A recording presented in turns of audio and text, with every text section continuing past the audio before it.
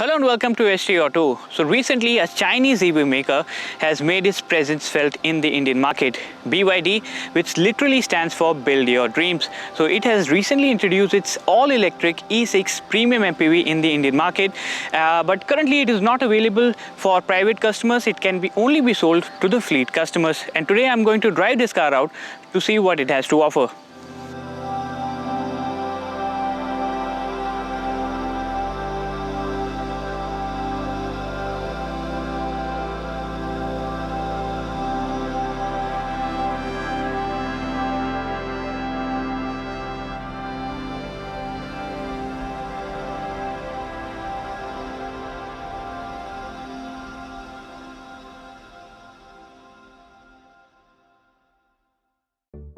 BYD is one of the largest EV makers in China and also has a solid presence in the global market, especially Europe.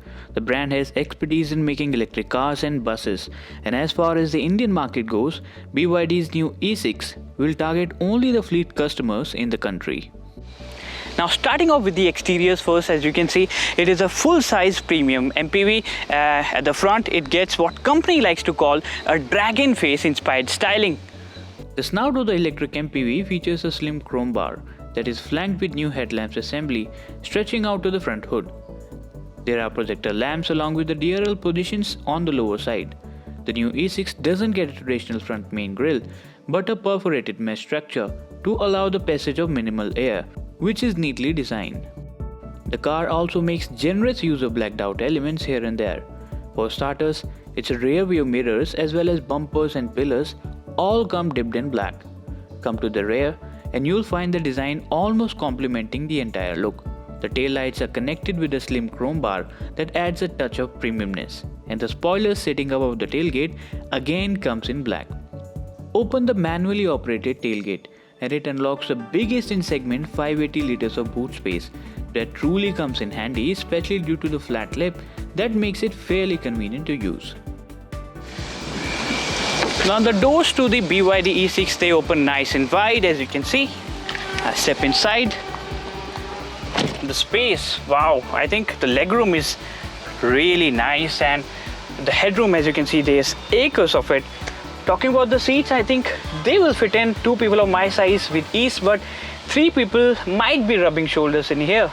So as soon as you sit in the second row of the E6, you'll notice that there is no handrest. Where am I supposed to keep my hand? That is quite a mess in this second row of the car. It gets AC vents over here, but it can only be adjusted to the either side. There are also 2 USB sockets down below, but there is no proper place to keep my phone. Step onto the front seats and you will be greeted by a completely blacked out cabin space. Its driver's console uses twin analog clocks and a mid-place digital screen for all the information about the vehicle and trip status. The driver's screen is guarded by a multifunction steering wheel. The key highlight inside the cabin of the E6 is its rotatable touchscreen infotainment system. This basically changes orientation and converts to a tablet in seconds. It can also be paired to a smartphone via Bluetooth and wireless LAN, and also displays inbuilt navigation with maps. This screen also shows the battery and regen status, which is pretty cool to look at.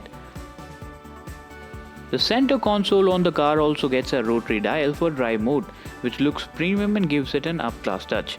But sadly, the car lacks some features such as wireless charging, electrically adjustable or ventilated seats, even after charging a high premium.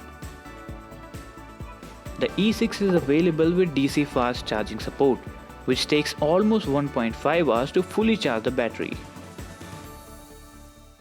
The E6 is turned on with a tap on the start button, and the meter console lights up like a Christmas tree, and that's the only hint that the car is turned on.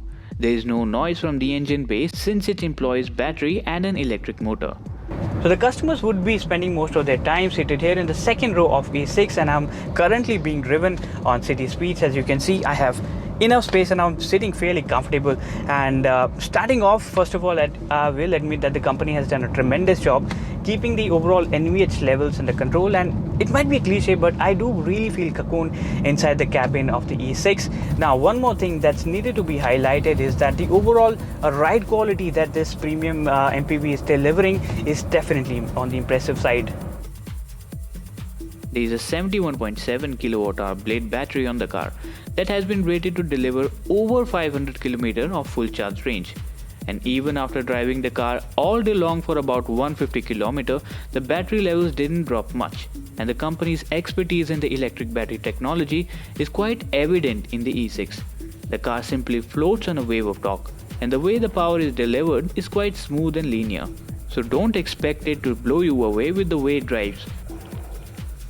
So nearly at about rupees 30 lakh, I will admit that the BYD E6 is charging quite a premium for itself, but given the fact that it is a CKD unit that's currently being imported from China, this is the best that company could do right now. So if I have to put down my money on it, it will be not for its feature list or the cabin quality it offers, but for sheer space and comfort, and along with the last drop of value that I'll be able to squeeze out from its longer ranged batteries.